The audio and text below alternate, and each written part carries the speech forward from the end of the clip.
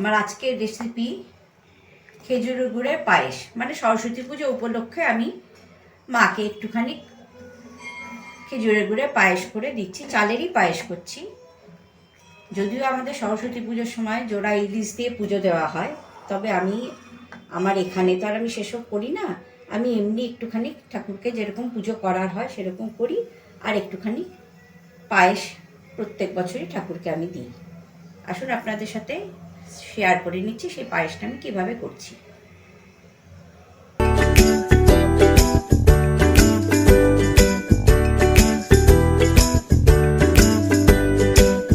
পায়েসে আমি 1 litre full fat milk নিয়ে নিয়েছি। দুধটা খুব ঘন করে জাল দিয়ে নিচ্ছি। এবার যতক্ষণ দুধটা ঘন হচ্ছে ততক্ষণ আমি 3টে ছোট এলাচ দিয়ে দিলাম। আর একটু ঘন হলে গোবিন্দভোগ চালটা দিয়ে দেব।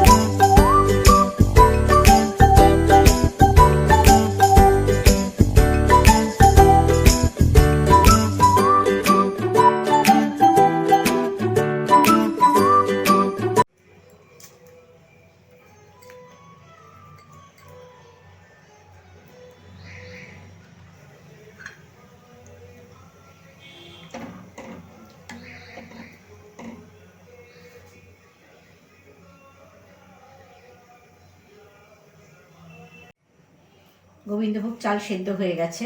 এবার আমি অ্যাড করছি খেজুরের গুড়টা।